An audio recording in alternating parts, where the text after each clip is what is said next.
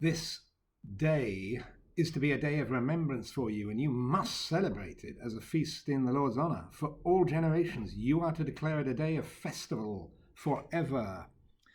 This reading from today's Mass, the 15th Friday of the year, is from Exodus, and it highlights the setting up of the Passover feast, that great ritual which symbolized and remembered the people's release from slavery, and it's the ritual that is fulfilled by today's Holy Mass.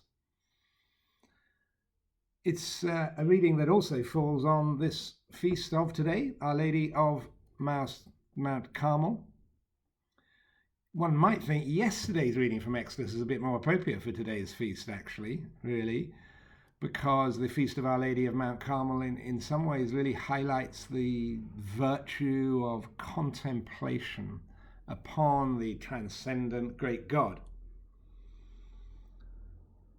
We know that Elijah is regarded as a great contemplative. He was on Mount Carmel, and he withdrew himself from the world and lived there, and he highlighted against the pantheist religions the oneness and reality of the living transcendent God, and the Order of Carmelites have taken inspiration from that and are particularly focused upon contemplation, not least in their great authors like John of the Cross and Teresa of Avila, who wrote a lot about the mystical side and the deepest side of our soul, our spiritual side, our invisible side, our ability to know and love, to commune with the ultimate knower and lover, the ultimate person who is God. And yesterday's reading from Exodus revealed God. God himself revealed himself as I am who am, as the ultimate invisible being who is a person. It's the first person, I am. Ultimate reality in the Judeo-Christian tradition is a person who we contemplate.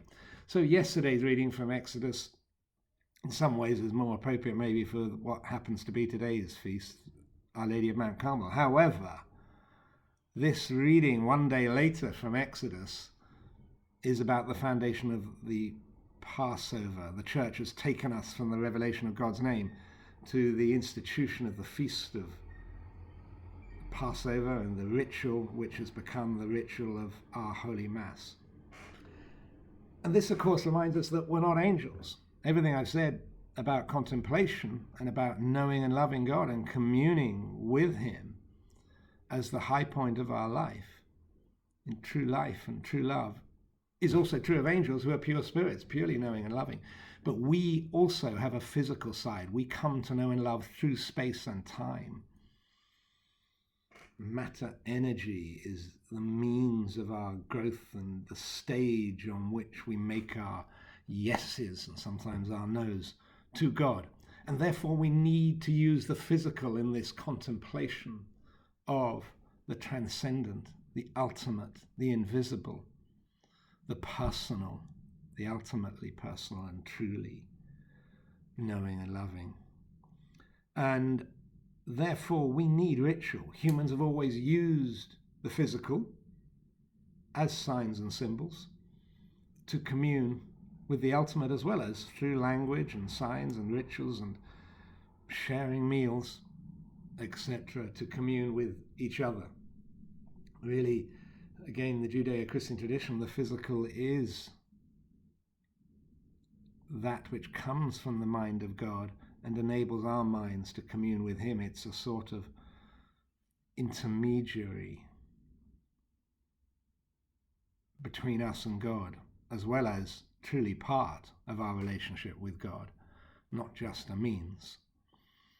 The physical is good, our bodies are good. So today's reading, the foundation of the Passover, highlights that we're physical beings. If yesterday highlights that we're spiritual beings made for God, today's reading highlights that we're physical beings made for God through the very body and humanity of our Lord Jesus Christ. And this is fulfilled in the Mass. So the Mass for us Catholics is the high point of human living and human knowing and human loving. It's the moment in which, through the offering of Jesus Christ made physically present for us, we're able to gain access to the very Godhead and to receive back his healing and peace.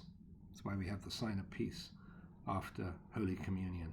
And that is why God said to us humans, not to angels, at the end of today's first reading, this very God who yesterday was revealed as I am who am, today says, having outlined the deep, meaningful, symbolic ritual of the Passover that has led into our liturgy today, this day is to be a day of remembrance for you, and you must celebrate it as a feast in the Lord's honor.